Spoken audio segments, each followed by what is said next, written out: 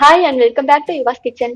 இன்னைக்கு நம்ம யுவாஸ் கிச்சன் சேனல்ல வந்து கம்பு தோசை செய்யறது எப்படின்னு பார்க்கலாம். இந்த கம்புல வந்து டயட்ரி ஃபைபர் அதிகமா இருக்கிறதுனால வெயிட் லாஸ்க்கு ரொம்ப ஹெல்ப்பா இருக்கும்.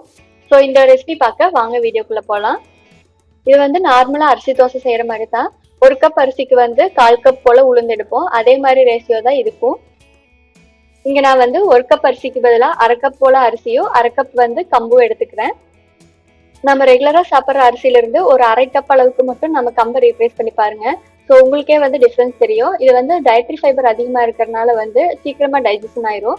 நான் இங்க வந்து 1/4 கப் உளுந்து எடுத்திருக்கேன். ஒரு கப் அரிசிக்கு வந்து 1/4 கப் உளுந்து, இதுதான் ரேஷியோ.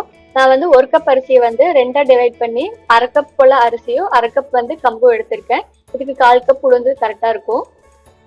ஒரு மிக்சிங் பவுல்ல வந்து 1/4 கப் உளுந்து, 1/2 கப் போல கம்பு, 1/2 கப் வந்து அரிசி, இந்த மூணையும் சேர்ந்து ஒண்ணா ஊற வச்சிடலாம். இதை ஊற வைக்கிறதுக்கு முன்னாடி ஒரு 2 டைம் வந்து தண்ணி ஊற்றி அலசி வாஷ் பண்ணி எடுத்துடலாம்.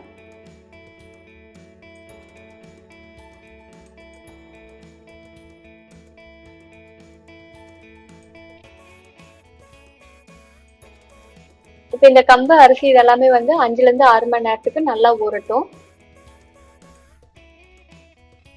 6 மணி நேரம் கழிச்சு தண்ணியெல்லாம் வடிச்சு எடுத்து வச்சிருக்கேன். இப்ப இதை வந்து மிக்சர் ஜார்ல ஆட் பண்ணிக்கலாம்.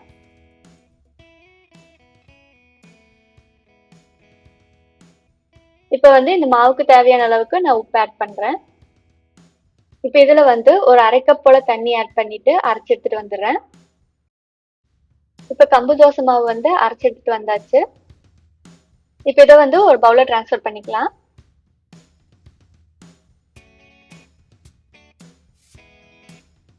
இப்ப வந்து மிக்சர் ஜார்ல கொஞ்சமா தண்ணி ஆட் பண்ணி அதையும் அலசி ஊற்றிடலாம். தண்ணி வந்து கொஞ்சம் கரெக்டா பார்த்து ஊத்துங்க, அதிகமா போயிட போகுது. இந்த மாவு வந்து ஒரு வாட்டி நல்லா மிக்ஸ் பண்ணி விட்டுட்டு மூடி வச்சிடலாம்.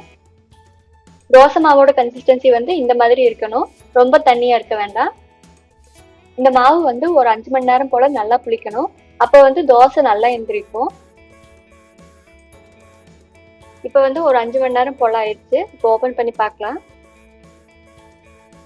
இப்ப பாருங்க மாவு எவ்வளவு சூப்பரா நுரைச்சு வந்திருக்குன்னு. அரிசி தோசை மாதிரியே பொங்கி வந்திருக்கு. இது ஒரு வாட்டி நல்லா மிக்ஸ் பண்ணி விட்டுக்கோங்க. இப்ப நான் வந்து இதுல தோசை ஊத்தி காமிக்கிறேன். இப்ப தோசைக்கல் வந்து நல்லா சூடா இருக்கு. இப்ப தோசை ஊத்தி காமிக்கிறேன்.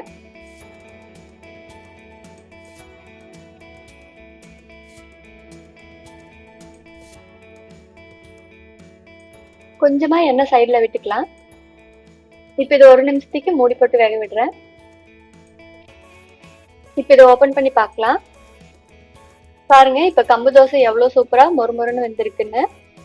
இது வந்து கல்லுல கொஞ்சம் கூட ஒட்டல, அப்படியே வந்திருக்கு. இப்ப இது ஒரு பிளேட்டை டிரான்ஸ்ஃபர் பண்ணிக்கலாம். இது கூட வந்து தக்காளி சட்னி அண்ட் தேங்காய் சட்னியோட காம்பினேஷன் வந்து ரொம்ப சூப்பரா இருக்கும். நம்ம மோஸ்ட்லி மார்னிங்ல இருந்து நைட் வரைக்கும் டிஃபன் அண்ட் டின்னர் லஞ்ச் எதுவாக இருந்தாலும் அரிசி சம்பந்தமாவே தான் இருக்கும். பொதுவா இட்லி தோசையா இருக்கும், அப்படி இல்லைன்னா வந்து ரைஸா இருக்கும். ஸோ நாம யூஸ் பண்ற அரிசியோட அளவு வந்து கொஞ்சமா கம்மி பண்ணிட்டு இந்த மாதிரி மில்லட் ஐட்டமை நீங்க ஆட் பண்ணி பாருங்க. சிறுதானியங்கள்ல வந்து மோஸ்ட்லி டைஜஸ்டிவ் ஃபைபர் அதிகமா இருக்கும்.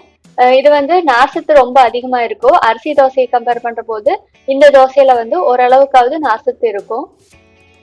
இது வந்து சுகர் பேஷண்ட், கொலஸ்ட்ரால் கம்மி பண்ணணும்னு நினைக்கிறவங்க, அப்புறம் வந்து வெயிட் லாஸ் பண்ணணும்னு நினைக்கிறவங்க, அது மட்டும் இல்லாம 7th month பேபிஸ் கூட இது கொடுக்கலாம். உங்களுக்கு வந்து இந்த ஹெல்த்தியான கம்பு தோசை ரெசிபி வீடியோ பிடிச்சிருக்குன்னு நினைக்கிறேன். பிடிச்சிருந்தா வீடியோக்கு ஒரு லைக் போடுங்க. இதே மாதிரி தொடர்ந்து ரெசிபிஸை பார்க்க யுவாஸ் கிச்சன் சேனலை மறக்காம சப்ஸ்கிரைப் பண்ணி வச்சுக்கோங்க. நான் இந்த வீடியோல டிஸ்பிளே பண்ணியிருக்கிறேன், அப்புறம் நான் யூஸ் பண்ணியிருக்கிற கிச்சன் செட்ஸ், பவுல்ஸ் இதெல்லாம் உங்களுக்கு பிடிச்சிருந்துச்சுன்னா வீடியோ கீழே இருக்கிற டிஸ்கிரிப்ஷன்ல இருக்கிற லிங்கை நீங்க கிளிக் பண்ணி வாங்கிக்கலாம். Thanks for watching. Eat healthy and stay healthy.